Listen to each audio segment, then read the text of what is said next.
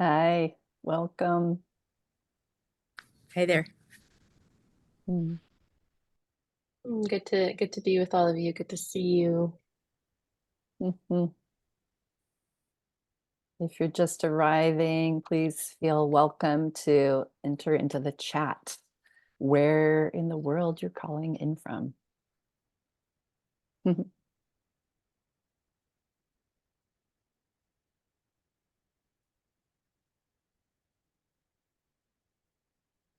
Let's see. We got Virginia, Dallas, Seattle, Denver, San Francisco, Bend, Oregon, Washington, Alabama, mhm, welcome. Mm. San Diego, Cincinnati.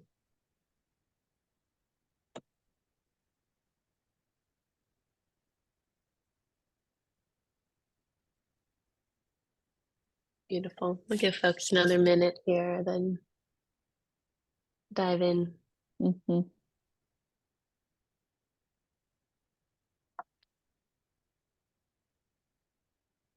Mm.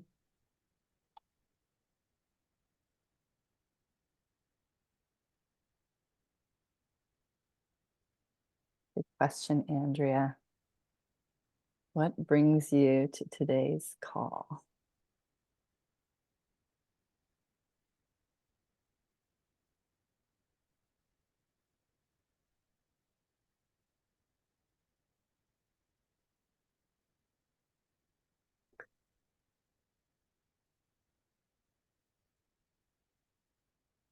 Mm. And what do you say, Wendy, as folks are joining? You want to get going here, and then Let's welcome do new it. folks? Yeah, Okay, sounds great. Let's get beautiful. going. Hi, Beautiful. officially welcome, welcome, welcome, everyone. Um, I am one of the faculty teachers for the somatic coaching program at the Strozzi Institute for Somatics. I'm Wendy, grateful to be co-hosting here with Namiko. Namiko, you want to presence yourself in any particular way? Sure. Hey everyone, I'm Namiko, use she, they pronouns. Currently on coastal Miwok land up in Petaluma, actually very near to the dojo where we hold some of the somatic coaching programs, getting ready to teach with Wendy. Tomorrow we'll be prepping. So I'm on the land, and I'm also a faculty teacher here with Strozzi, and really excited just to share a little bit about the program and kind of what differentiates it, what brings it alive, what makes it so special. And I can share more about myself now too. Wendy, do you want to do a little bit more in-depth intro or then Yeah, sounds move great. on? Mhm. Okay. A couple more things. Happy to share about myself. I've been on this path of somatics with Strozzi Institute and this lineage for the past 6 years. And I'm currently working both as a somatic coach, somatic teacher, running group programs, and just like fully immersed in this world, which includes somatic body work. And I'm currently splitting my time between Nahua land in the Nayarit in Mexico and here in the Bay Area. Um, let's see what else. Hmm. Yeah, I'm biracial, bicultural. I'm Japanese, Yonsei, fourth generation, and white Irish.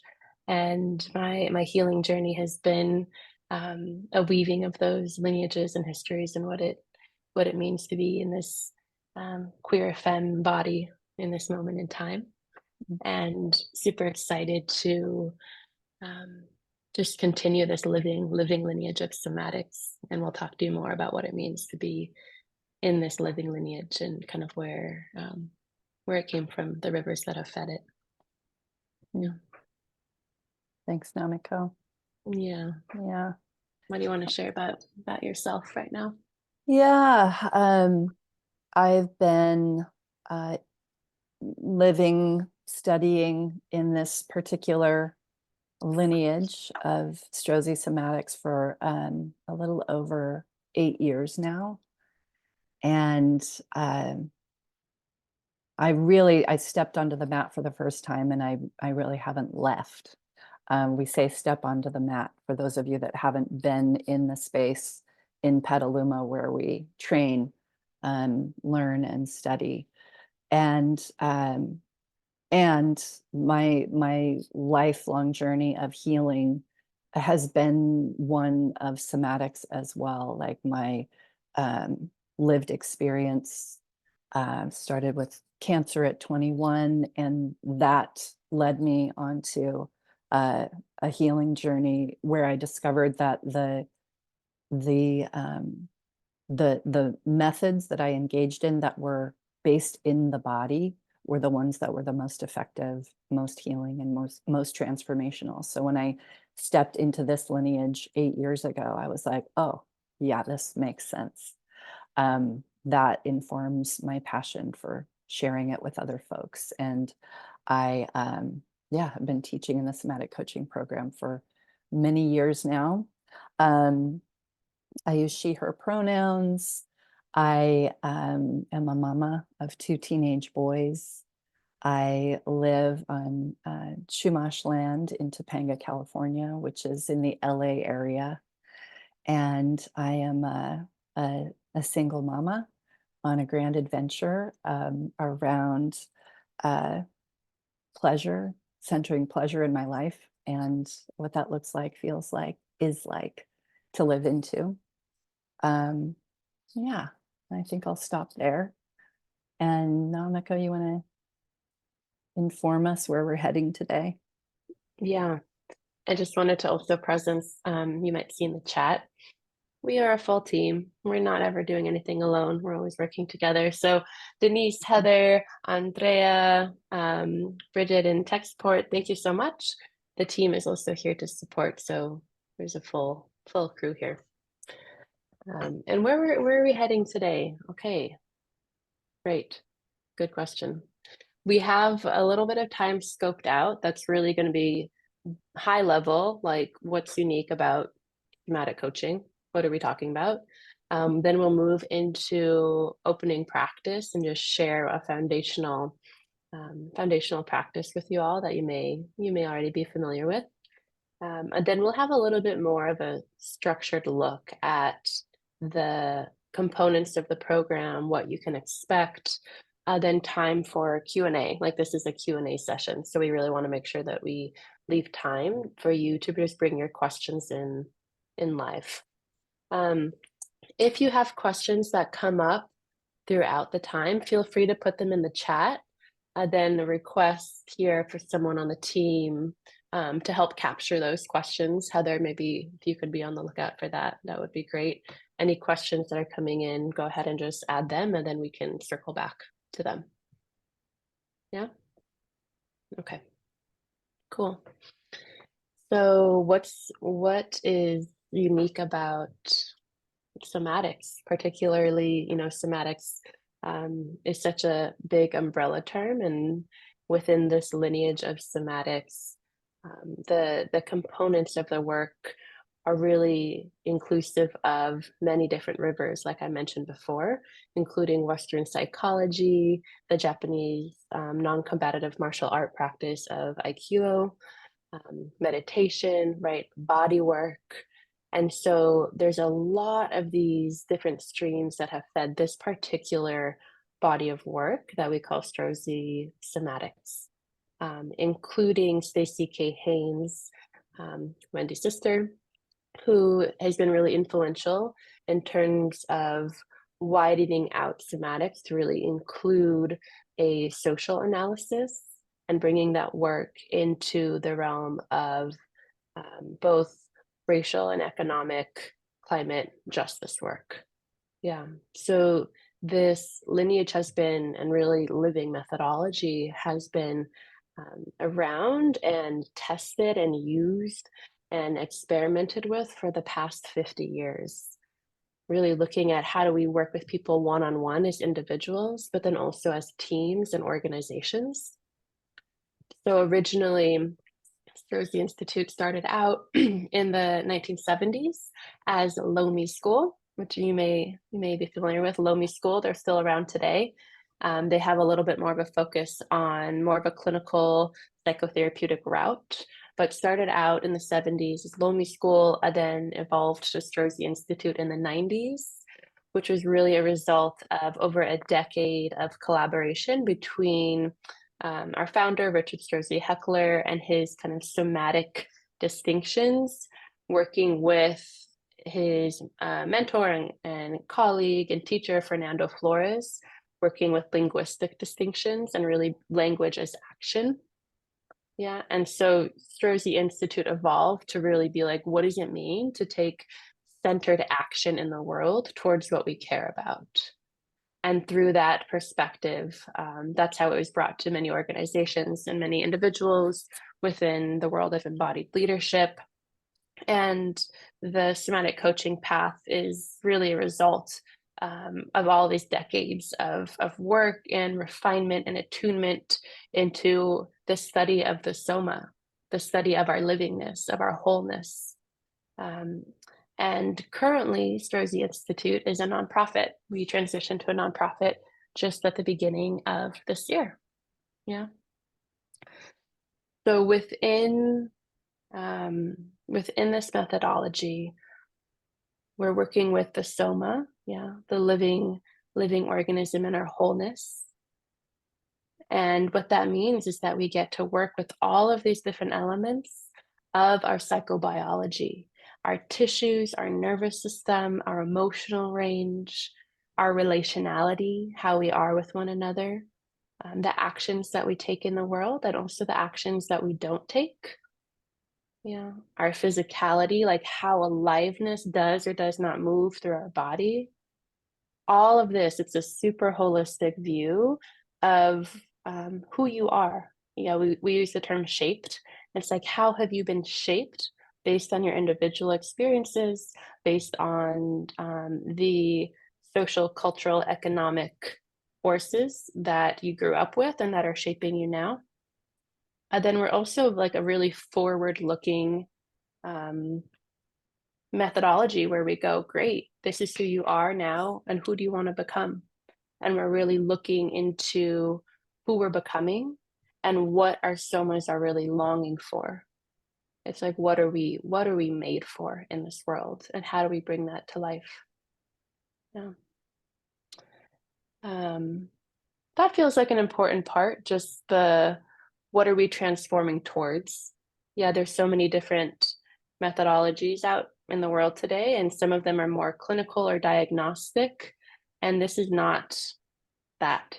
This is really going, we are inherently whole, and we have longings that live in our somas that may be buried, that may be hidden or numbed, but they're there.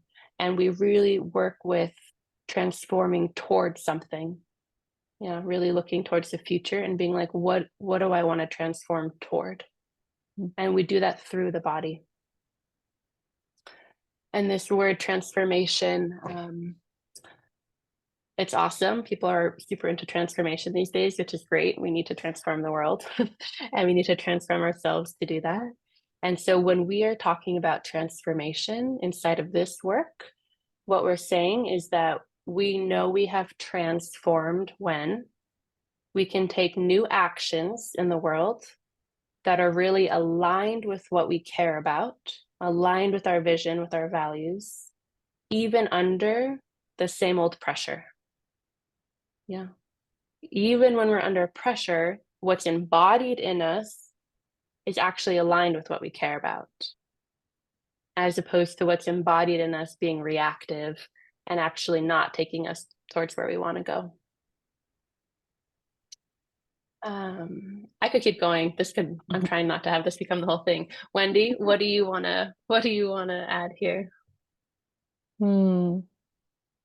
Yeah, that was so great, so comprehensive. Appreciate the feel you offered in this living lineage where we've come from, and then fundamentally what we're up to inside of this lineage of somatic coaching. So I don't have any ads right now. We can keep harvesting questions, and everyone who's here and listening, as questions emerge for you, jot them down for yourself to bring in later in our Q&A section, or feel free to also put them in the chat. Yeah, does this feel like a good moment to move to the what's next, Namiko? Yeah, totally. Uh-huh. Will you lead us Yeah, in a practice? happy Okay. to. Yeah, yeah. There's this beautiful New Guinean proverb that says, knowledge is only rumor until it lands in the tissues. Knowledge is only rumor until it lands in the tissues. It's so much of what we're up to as we work through the soma, through the body. This is a tissues out way of working, so that what we embody is the self that we are, rather than just working conceptually, right? So with that, we're going to engage in some practice right now, so that we're not engaging here only from a cognitive place, but like, let's move into some practice. As Namiko shared, part of the streams of this methodology comes from Aikido. And so we do practices that are informed by Aikido. And we do these practices so that we can gather information through our body in order to gain insight about our current shape. Like, who is the self that I am? Who is the current time actor that I am? So we come to know our current shape more, and we practice to build new embodied competencies. I love this about practice. We can identify, yeah, if I had more of a felt sense of my innate worth, that would make a difference in how I be in my life and how I'm able to move towards what I care about. We can identify a competency that we don't yet have to the extent that we long to have it. And then we can practice. We practice our way into it. So practice. Here's the other thing. We're always practicing something. Even right now, we're practicing something.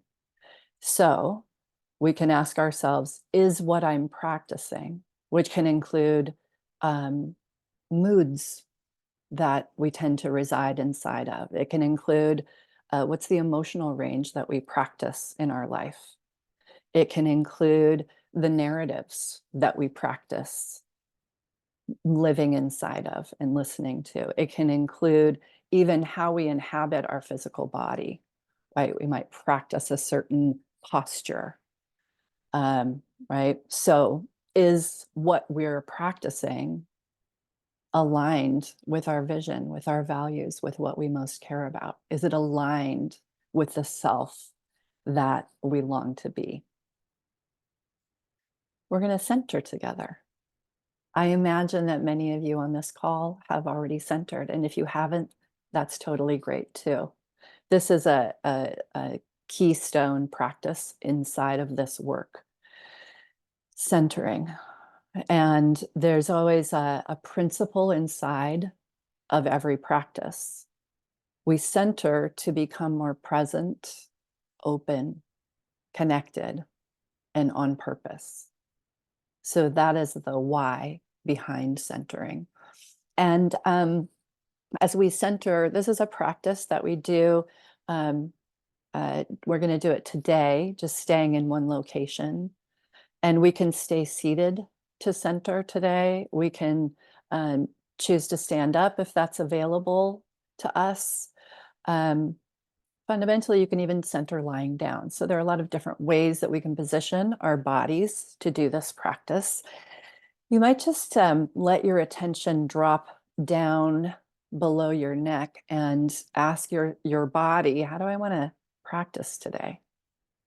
And then if the response that you get requires that you move, then go ahead and do that. Yeah, and I see this happening already for those of us that are shifting into position, welcome any request coming from your body to stretch or wiggle. Yeah, we're dropping our attention down below the neck to move more into our felt senses. And that can be sensation. Just getting present to, oh, what sensations do you notice happening in your body right now? We can get granular, like, oh, what is the sensation of your clothing making contact with your skin? What do you notice about places where there might be pressure in your body? What do you notice around temperature? You could even check in, is there a difference in temperature in my right hand versus my left? And as we do this, we can even purposefully scan from the top of our head, moving down through our body, just getting really curious. Oh, what other sensations can I notice? Where's energy moving in your body? Where might it feel stuck or stagnant? Yeah, so getting all the way down now towards our feet. We center in 4 dimensions: the dimension of length, which is our vertical line; width, our horizontal or side to side dimension; and depth, which is back to front, front to back. And then we center on purpose. So I'll lead us through each of these dimensions. So let's center into our length. Not as an idea, but actually feeling into our length. So feel for your feet if you're standing, feel for your feet and seat if you're seated. And what do you notice about your relationship to gravity? What do you notice about how your weight is distributed at the bottom of your feet and seat? Let's get curious about that. And then feel for whether you can let yourself let go into gravity 1%, 2%, 10% more. And then from the places where you are in contact with what is holding you, see if you can explore what it's like to grow yourself a bit taller, a bit longer. So letting yourself find your way up through the long bones in your legs, up through your hips, finding a little bit more length as you explore up your spine, neck, into your head, and then feel for the top of your head. Yeah, the air above you, the space above you. Notice the quality of your next breath. And just feel for any places that you can find a little bit more permission to lengthen up.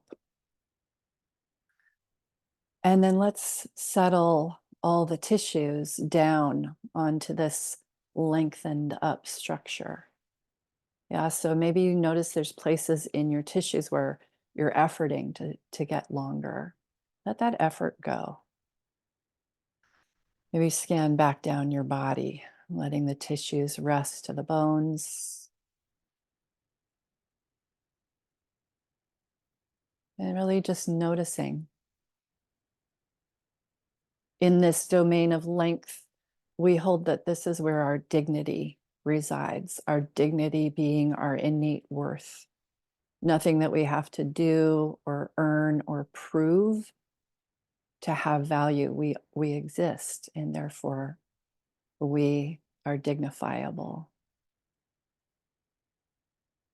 Just feel for your own innate worth.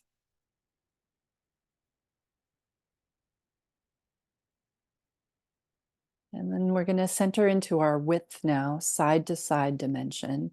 You might feel, sense, or imagine that there's a line running down the center of your body.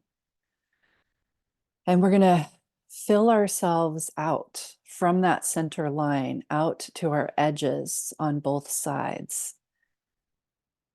Our embodied imagination is a part of our soma. So again, feel, sense, imagine, widening out and filling yourself out side to side. If it feels supportive, you can even, whether you're seated or standing, just rock side to side so that you're really enlivening your felt senses, so that your attention has something real, tangible, a sensation to go to as you're exploring, centering into your width, side to side. Maybe you feel for a widening breath with the next natural breath that happens for you. And our width, this dimension, is our relationality. So our width actually extends beyond our skin boundary. If you feel moved, you could imagine, feel, sense yourself widening your width out to include everybody on this call from across all these miles that are between us, but that we're extending this energetic boundary out to include others. We're generating relationship in doing that.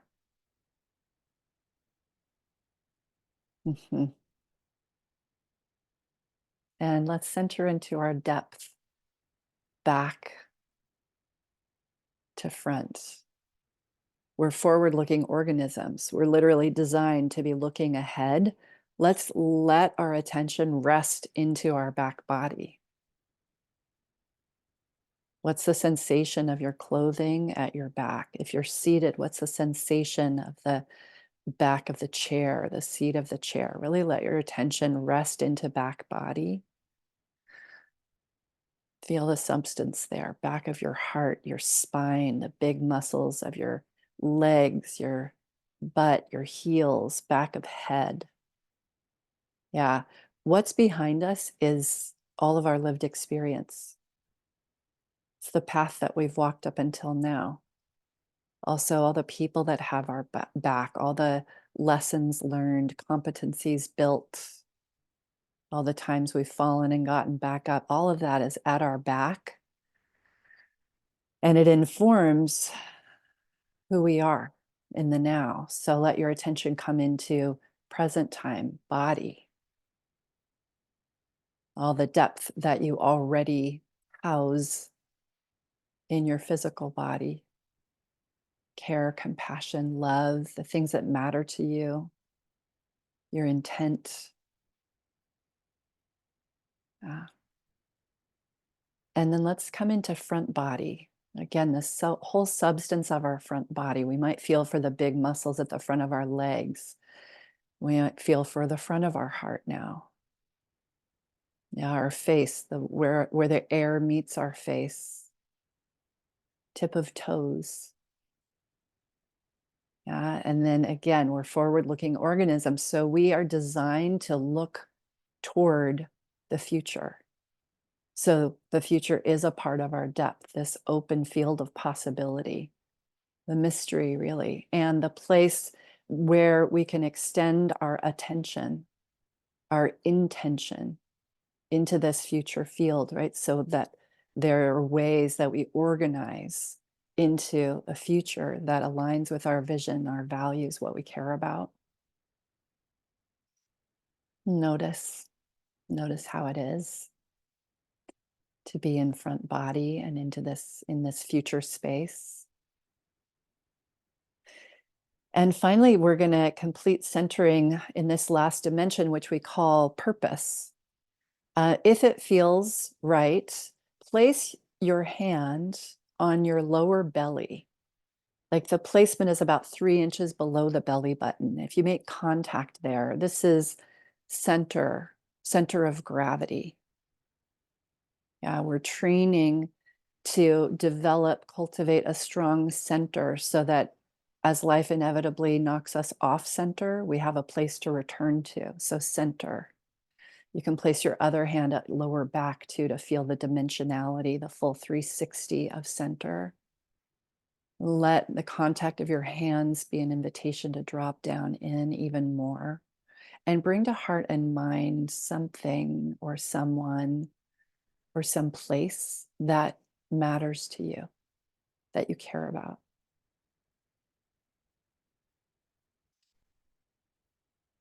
And just notice what that awakens in you, if anything. Does it awaken sensation, images, emotion? Just purposely connecting with what we care about. We're letting ourselves be shaped by and moved by that.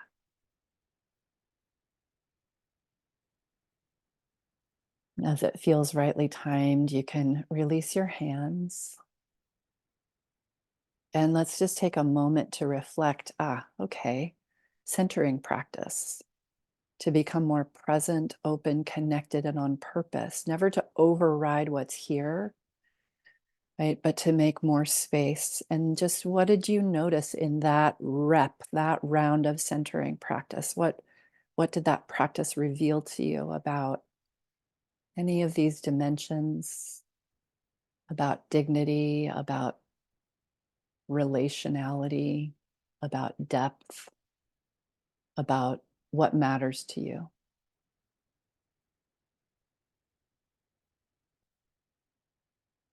And then kind of in the style of group harvest, whenever we do a practice, we debrief about that. We take that moment to reflect. And in doing that, we're opening to, what is this practice revealing to me today? And then we harvest the learning. So if anyone feels moved, feel free to populate into the chat anything that you noticed in centering practice today.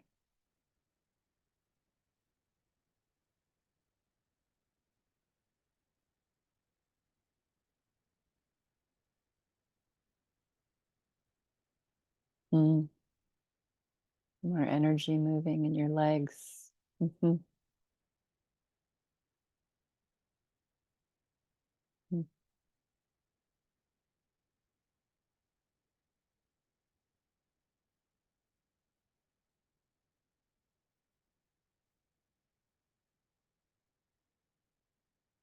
There's a client example that comes to me around centering, which can seem like a relatively benign practice. Benign meaning like maybe it's not particularly evocative. But I've had one particular client who I have consent to share this in public spaces. But this particular client, when we got to the place where we were centering in depth, connecting with what's at her back, connecting with lineage, just immediately brought all these tears, um, brought somatic opening, which is a part of how this work works. Right, it was a real revealer to her, and it informed then where our work went next. Yeah, thanks. Taking in more of what's in the chat. Yeah, more connected to longing. Mm-hmm. Mm-hmm. Yeah. Mm. Dignity, more freedom, energized. Great. Yeah. So practice. We utilize practice to make a deeper study of what's here and to also discover more about what do we long for, what matters to us, where are we moving, what are we moving towards.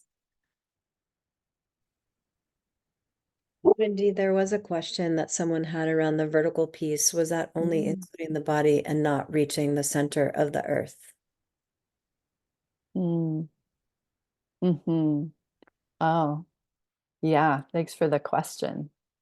Yeah, as we center into our length, right, depending on what our embodied imagination is curious about, like for sure we can center down as far as we want to go. Um, right? We can center upward as far as we feel moved to. So yeah, it's not definitive or limited to our physical body. It can extend beyond that. Thanks for the question. Mhm.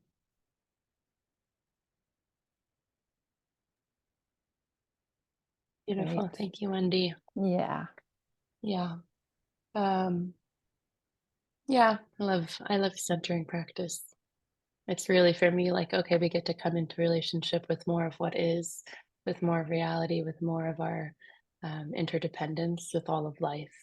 Mm. And that question around length and the center of the earth, that's where it points me to going, oh yeah, we're already inherently connected. And then how much can our somas tolerate being in sustained connection? Mm. Um, and time check us. Okay, maybe we transition to a little bit more of an overview of the coaching pathway itself. How does that sound to folks? Yeah, Yeah. cool, One cool, last cool. thing too, as we Yeah, transition, it's like, oh, we've centered, we've just been in practice. We've just come into more depthful felt relationship to what's here. And we don't have to pop out of that to then um, learn more about the program. In fact, the invitation is like feel into the what's next of what we're going to share about the program. Yeah, back to you, thank Namiko. you. Thank you for that. Mhm. Okay, so SISC, as we call it, shorthand, is a dual certification program, which really means that upon completing the program, you'll have the opportunity both to be certified as a Strozzi Institute for Somatics coach within this methodology, and then also be able to apply for accreditation through the International Coaching Federation, the ICF, and their accreditation body that we work with that really is looking at globally what are some standards around coaching. Yeah, and so this coaching program will both be meeting all of those standards and requirements, but then really going in a different level of depth around how do we do this work through the soma. So we have competencies, somatic coaching competencies that are outside of the scope of ICF and that we really hold as integral to being able to both embody this work and then offer it to clients. Um, this is, let me look at the stats. I'm like, is this an 8 month? Is it 9 month now? Is it a year? It's an 8 month program, but you have a year to complete everything. Yeah. And really, I'm going to try and do just kind of bigger structure here. Um, we will have 4 in-person sessions together. 4 in-person sessions. Each one is 4 days. It'll be a Thursday to a Sunday, 4 different times. In between the in-person, those will be once every couple months. And then in between that, you'll have opportunity to deepen with your cohort and learn more about both the somatic coaching methodology and the ICF coaching competencies. So we'll have virtual calls in between the in-person. And then also in between the in-person sessions, you'll have an opportunity to meet with a group mentor coaching circle. And you'll have opportunity for a one-to-one coaching session. You'll have 4 of those, so you can use them whenever you want. Okay, Okay, I'm going to pause there. It's already a lot of bullet points. Boop, boop, boop, boop. Wendy, what do you want to add or kind of color in Yeah. here? Yeah. Yeah. One of the other bridges between the cohort or the in-person learning, this is what we call home study. So between session 1 and 2, between session 2 and 3, and between session 3 and 4, there's home study that you'll be engaging in, and all of this is purposefully interconnected with the learning and really a way to keep deepening your competency, deepening your somatic seeing. Like there's all of these particular muscles that we'll be strengthening over the course of the program. And so home study is there to support that. And we'll have a buddy system, which means there will be one person that you choose to connect with coming out of session 1, and that'll be your check-in person on a daily basis. Simple check-in, like, oh, I did my practices, or I didn't do my practices today. We're inviting you to be in daily practice throughout the course of the program. One of the things that builds embodiment are repetitions. I saw a comment in the chat earlier about, oh, another rep of centering, right? But neuroscience tells us 3,300 reps builds muscle memory. 3,000 reps builds embodiment. So this program is inviting you to build the embodiment of a somatic coach, right? So we're going to be practicing, and that you'll bring on practice clients. So applying the methodology right away and being in real live practice client 10 session arcs over the course of the program. So that's a part of the learning, the integrating, and the practice as well. Great. Yeah. I also see a question in the chat. Are virtual sessions and group mentor coaching circles the same thing? Our virtual session. No, I think here there's a distinction between you'll have your group mentor circle, and that'll happen. And then you'll also have, as a whole cohort, 2 different calls, one around the ICF coaching competencies, one around the somatic coaching competencies. So there's many different touch points in between in person.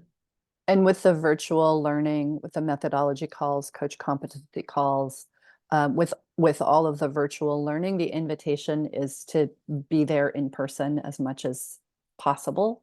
And when or if you have a life conflict, it's always recorded, and you'll be able to access it in the learning platform and be able to stay in real time with the learning in that way.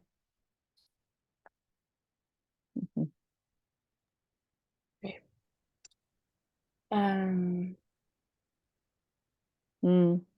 Cool. I feel a natural bridge that's starting to happen to our questions. Please keep on coming. You want to respond to Jen's question, Wendy? Sure. Yeah. Thanks for the question, Jen. How did you know that you were ready for somatic coaching? I don't know that anyone's ever asked me that question. I'm receiving that question personally. What informed me stepping into somatic coaching was how much I felt myself, my body, my life responding to the power of this particular methodology. So it was from my own lived experience where I was like, oh, wow, this is significant. This is really making a difference in me. And I had already been doing coaching before that in my life, and I knew that I wanted to add and expand to what I was able to offer. So for me, it was a no-brainer. It's like, oh yeah, this is the next place to go, because I want to make this available to more people.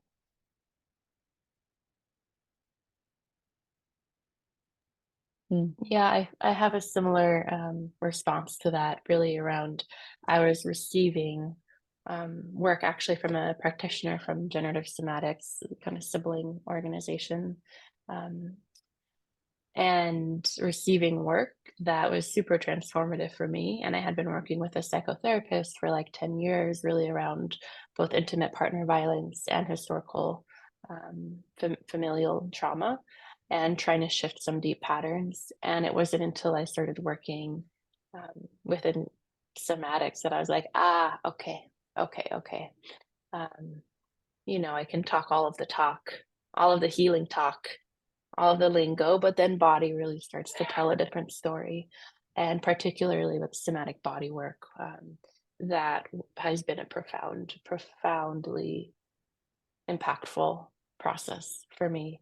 And somatic body work is also, we hold it as like really another part of the coaching process, very, very integrated.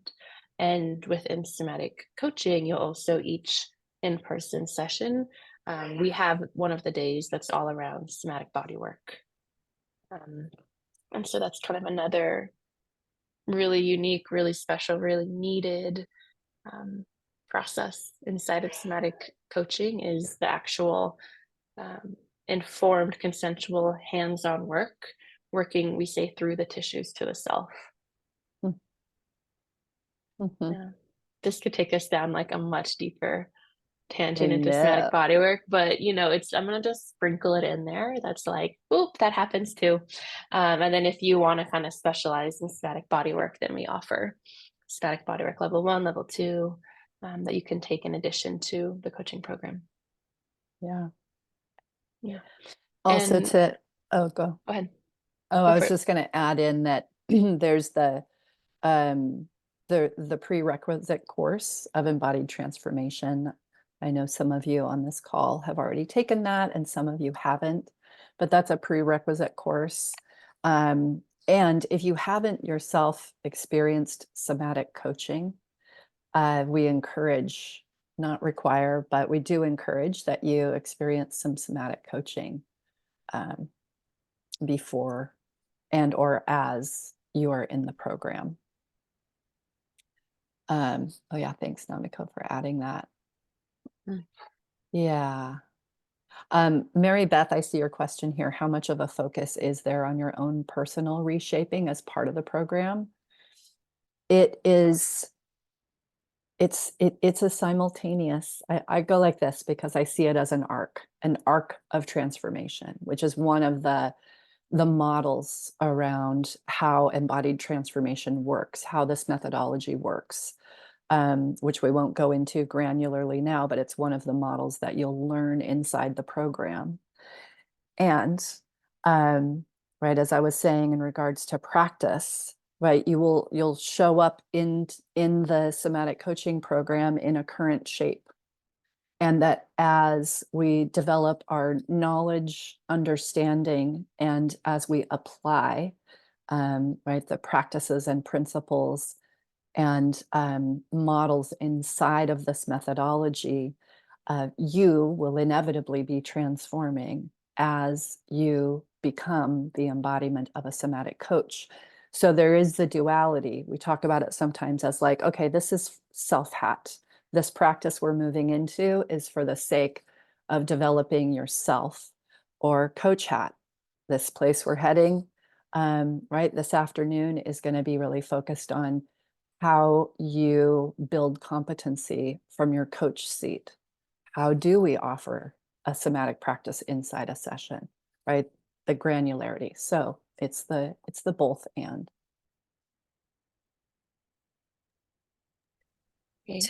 To sort of add on to that, Faith had asked about if there is an opportunity to learn how to read clients as well within the methodology.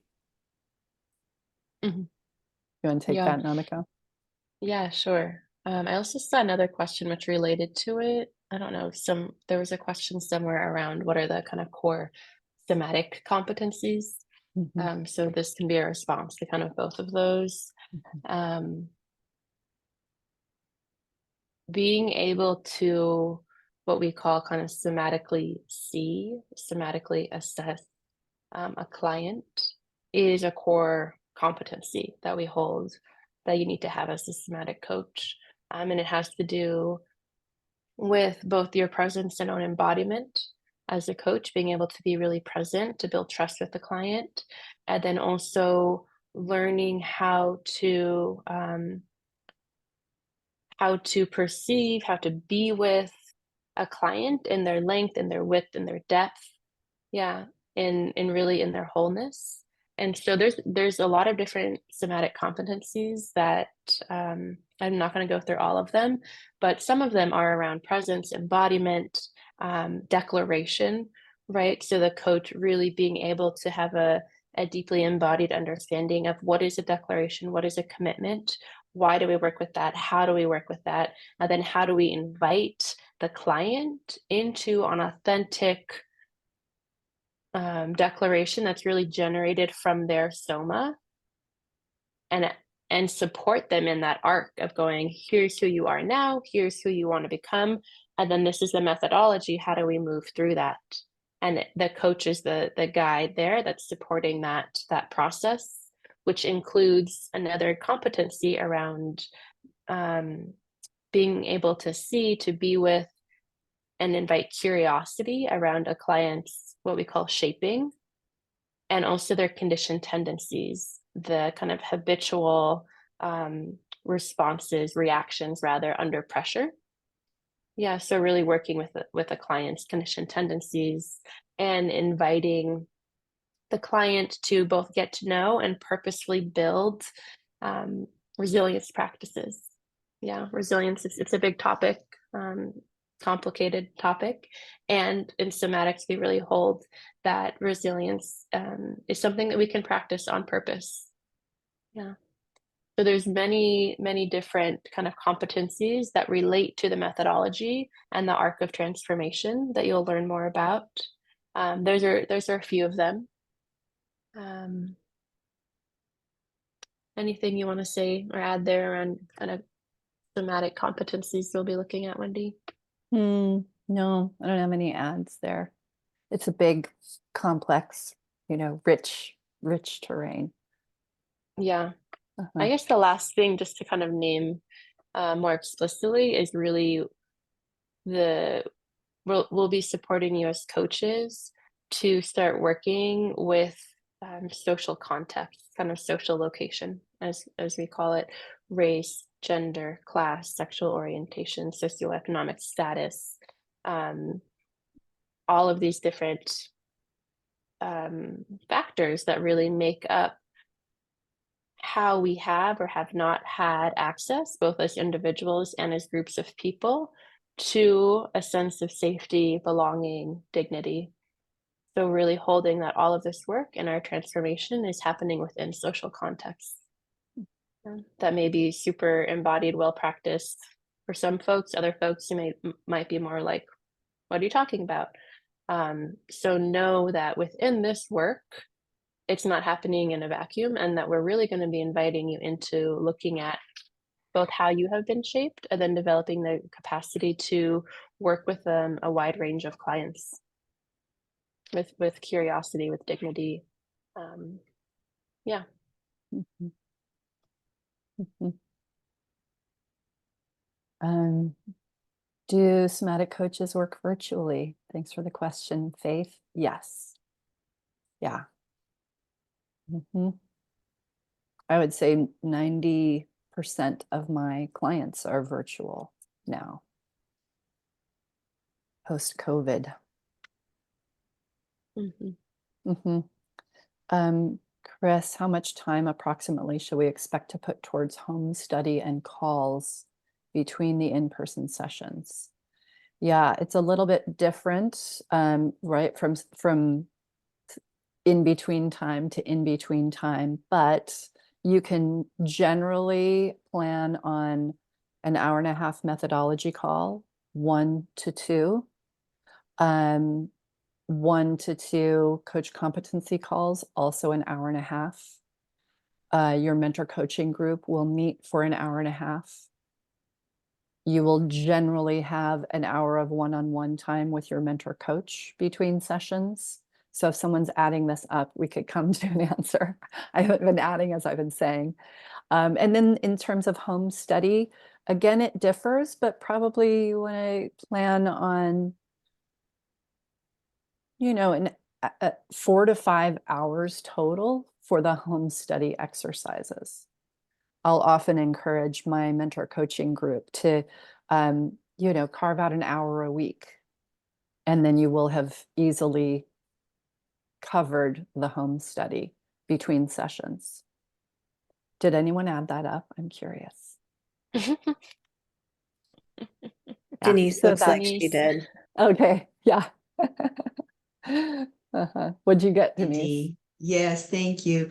Generally, we recommend about 10 hours per month. That's about what we recommend.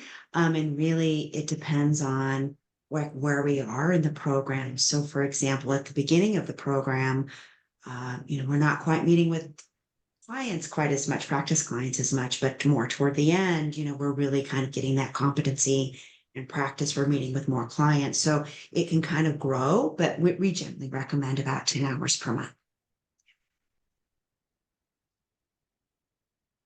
Thanks for that. I also see Faith's question a little up in the chat.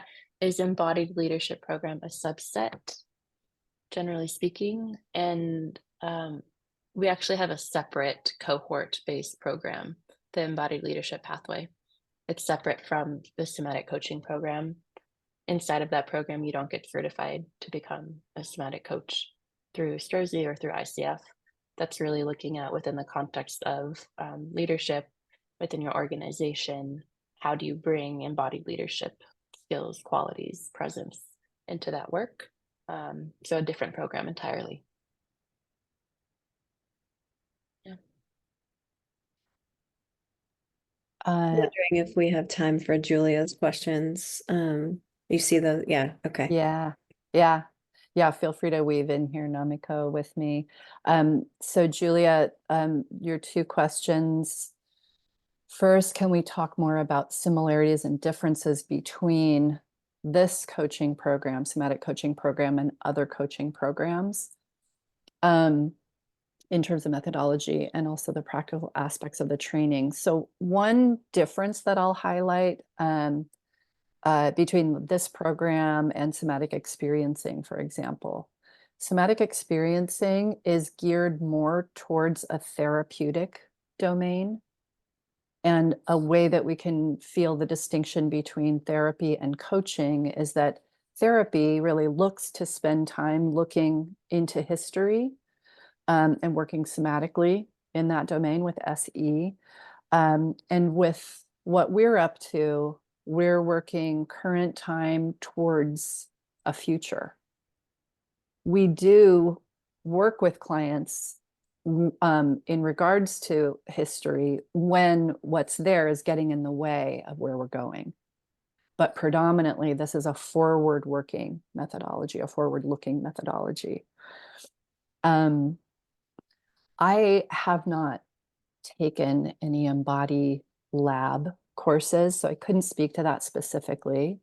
One of the differentiations between this lineage and generative somatics is that they're siblings for sure. Like, this methodology lives inside of the GS teachings, and GS has much more of a politicized lens. So more politicized somatics. I don't know what their offerings are right now. I don't know there to be a coaching specific or practitioner specific training, but it could be wrong. What ads do you have there, Namiko? Yeah. To my knowledge, GS isn't offering kind of public coach training programs right now. I'm teaching actually with the Embody Lab on their kind of mind body coaching program, and they have a good relationship. Embody Lab and Strozzi, Richard and Stacy helped to kind of shape and create some of the Embody Lab mind body coaching certification work. And my experience so far is that there's a lot of really beautiful teachers, techniques within Embody Lab. It's really fundamental, great way to start to practice and be in the work.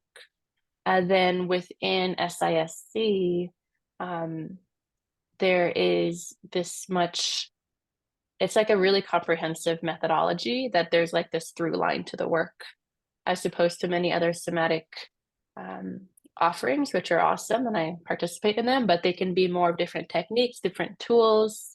And this is really going, oh, we have a coherent methodology that works with the soma, that studies the soma and how we transform.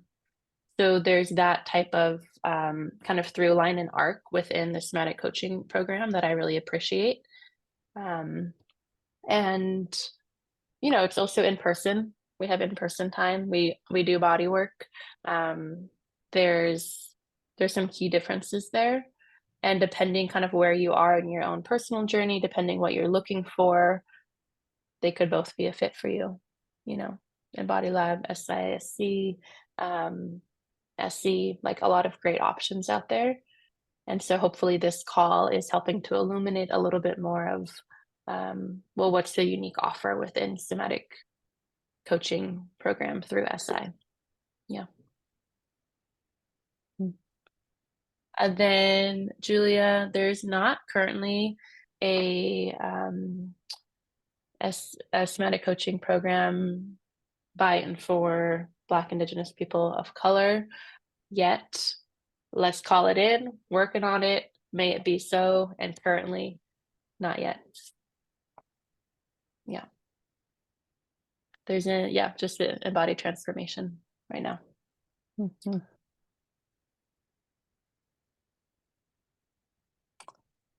How many coaching hours? How many coaching hours do you need for ICF certification? Does the program tuition include cost for certification? Great question, Mary Beth. So this is a PCC level accredited program. So in ICF, there's ACC, then PCC, and then you move into the MCC zone. So as a PCC for ICF, it's 500 coaching hours. Those coaching hours start from the start of the program. So if you are already a coach and you have a ton of hours, the official hours will start when you engage in the program. So 500 hours, and your program includes submitting a specific ICF final video that will be assessed. And if you're a pass, then you take that to ICF and then you go through their process, which includes taking their test, taking the ICF test in order to pass. And, you know, what you learn inside of this program will support you in doing so. And then you pay to become an ICF member. So that's separate and that's with ICF, but everything up until that point is included in this program. I got a little bit distracted by the chat. Maybe you mentioned this already, Wendy, but when you go to certify, you actually certify as an ACC level coach, even though the program itself is like meets PCC marks. Yeah. Yeah. And then once you've accrued 500 hours, then you just go back to ICF and you say, I've got my 500 hours now, and they'll see that you completed this program. And then that's the last gate to pass through to get to the PCC level at ICF.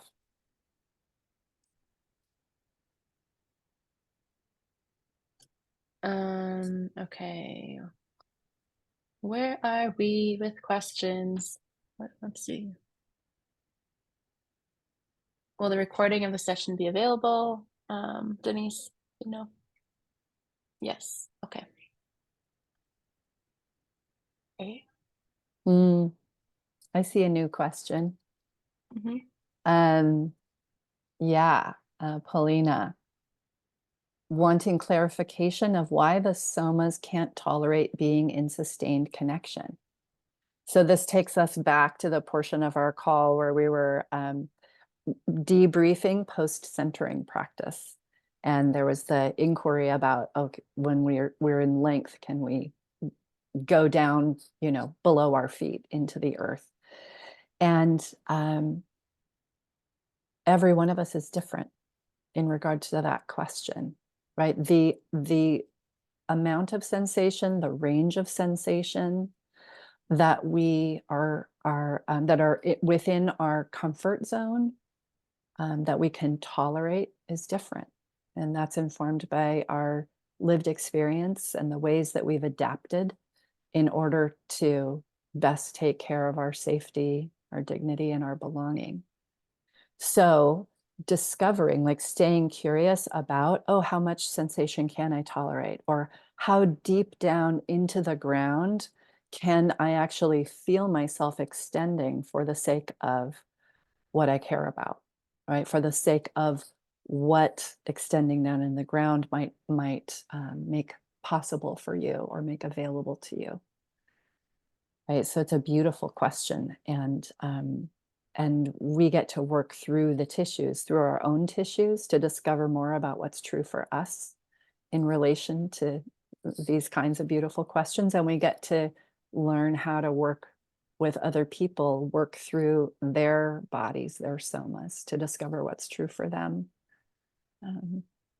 Yeah, and what has them feel most alive, most free, most on purpose. Great. Chris, I see your question. Would the program cover the content of the advanced Strozzi courses, like somatic bodywork level 1, level 2? Again, we incorporate somatic bodywork into each in-person session for this coaching program, and at the end of those 4 in-person courses, we are still going to ask that you move through a few more gates, as we like to call them, before really offering somatic bodywork as like a core component.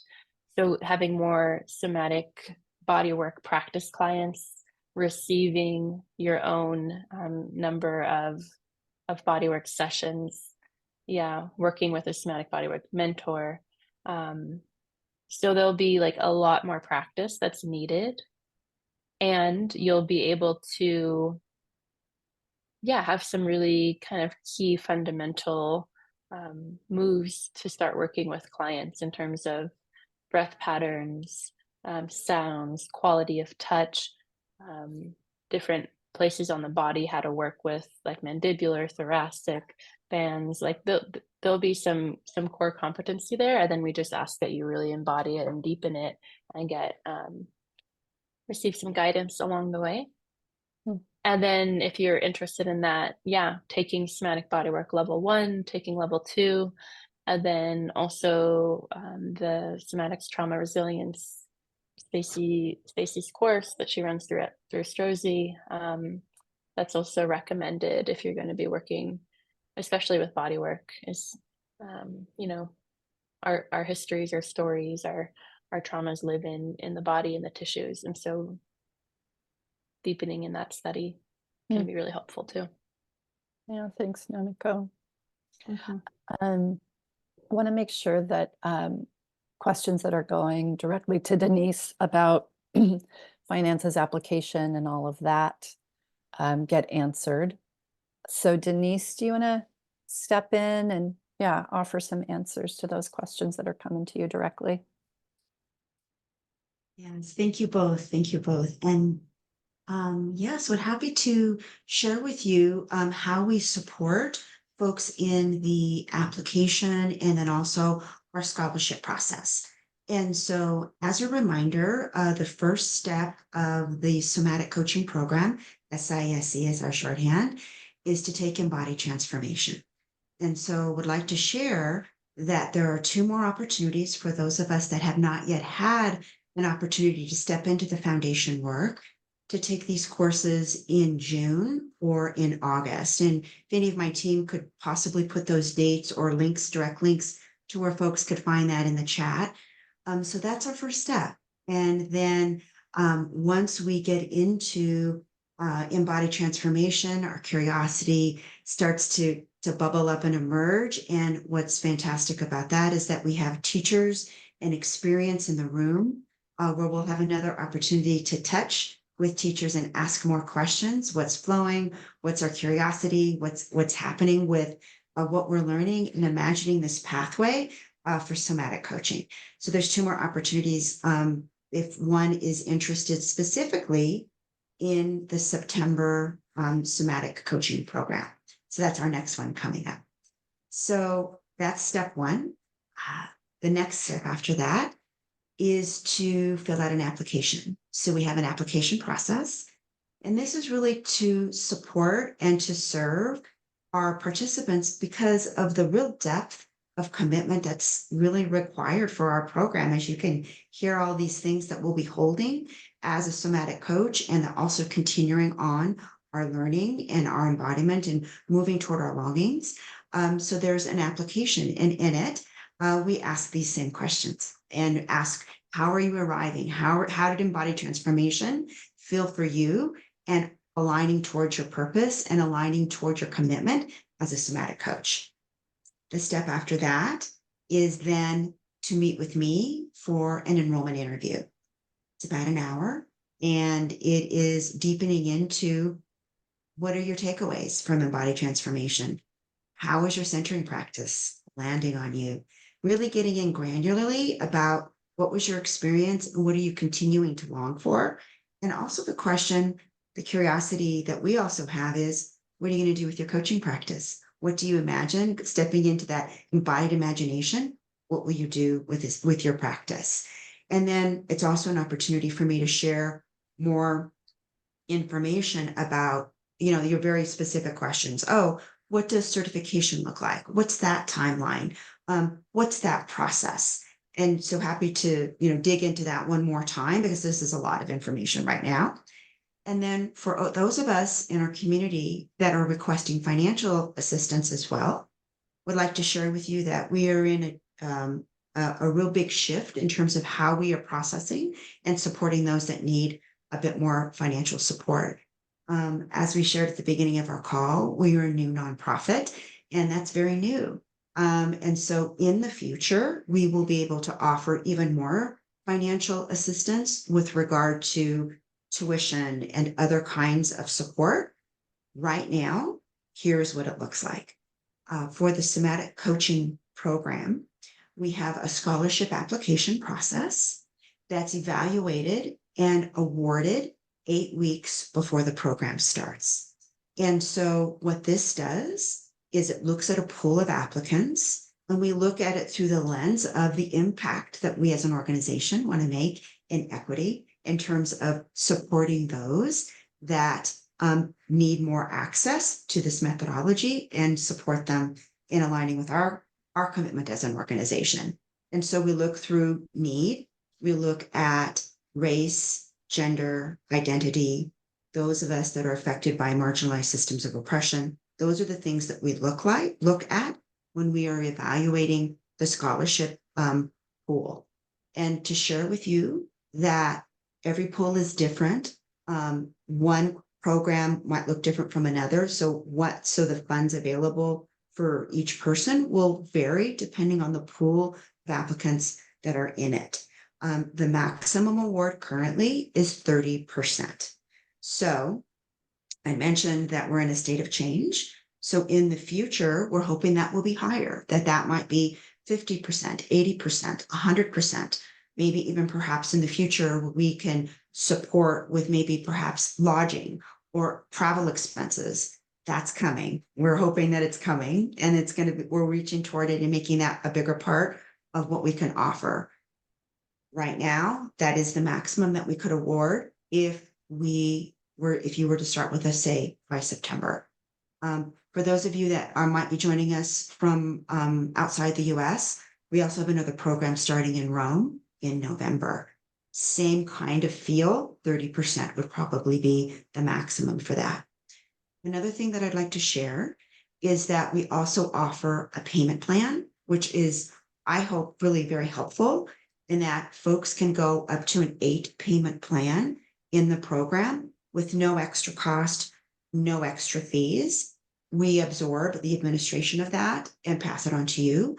And that can also be applied with scholarship funds as well. And for those that want to make a request, and please make them, I can extend the amount of payments for plans that way.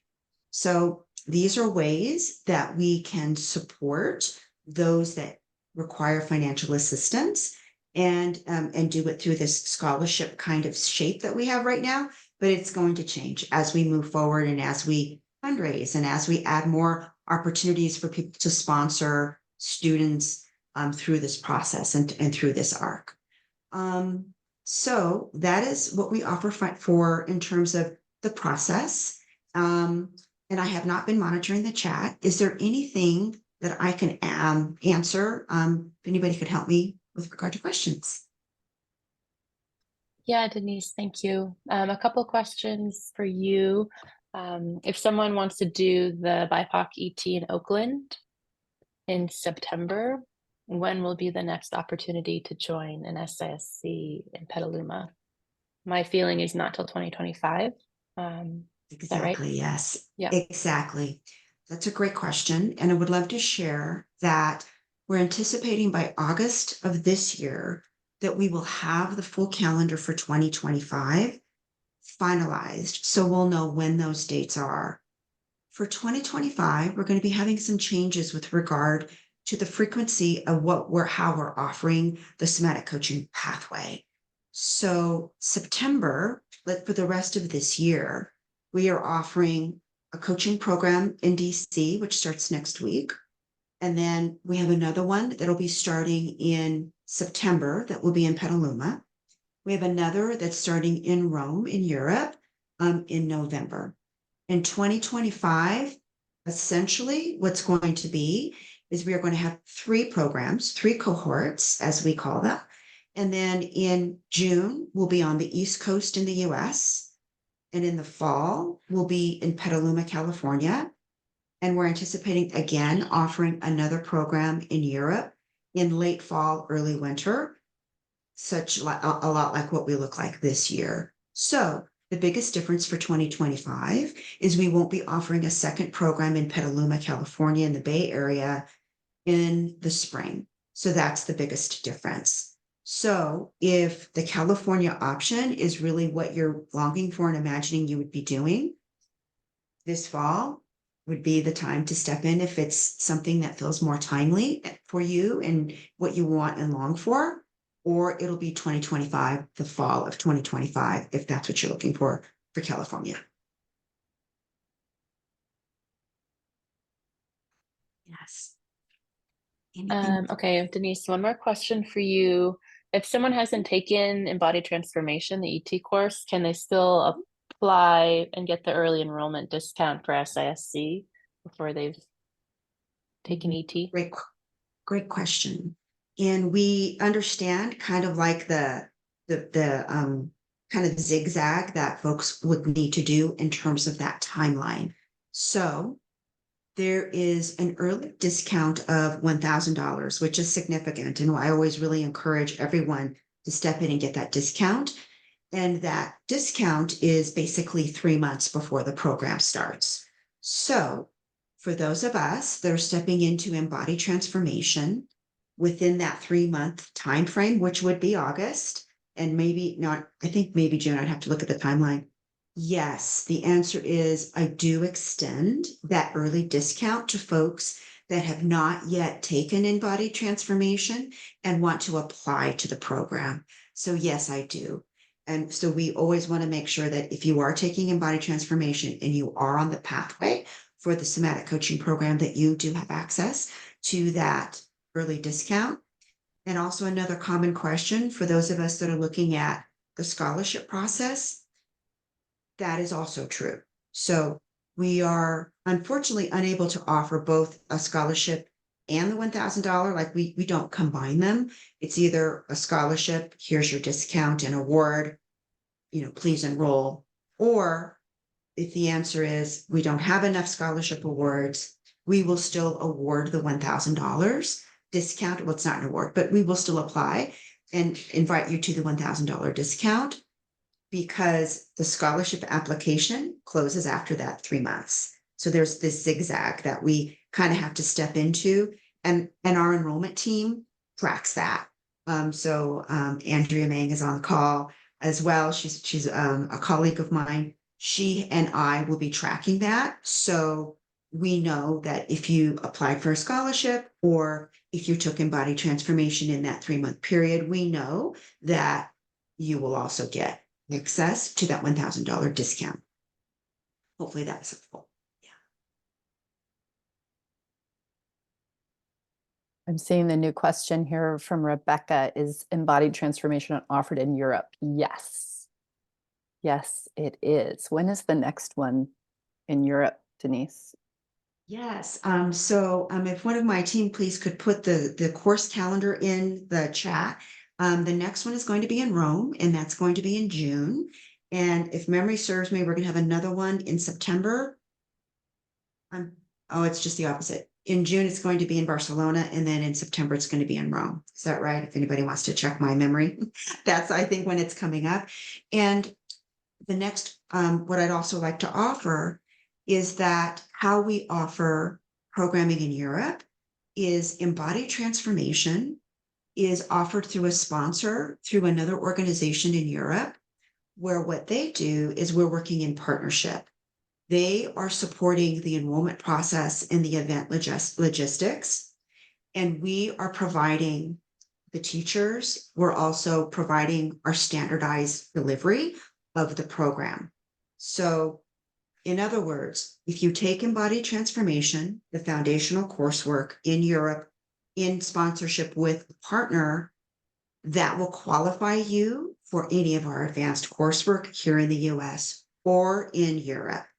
And so what I would like to share, however, is of course, the differences are the cultural differences between Europe and the US. So the teachers have different experiences and worldviews, as do the participants. So there is a translation between, what you learn and how we learn in Europe and in the US and vice versa. So if the opposite were true and you were to take embodied transformation to the US and then go into the somatic coaching program in Europe, you would find those differences. And I would love for Wendy, if you have a moment, to kind of share what that would be in terms of the differences. Mm-hmm. Yeah, it's so it's been so illuminating to have had the opportunity to teach.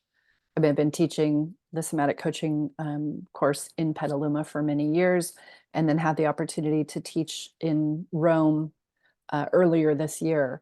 And what are some of the differences?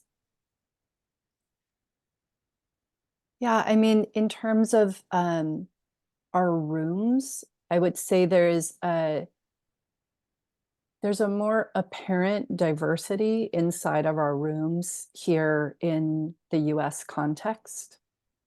Racial diversity, gender diversity, sexual orientation.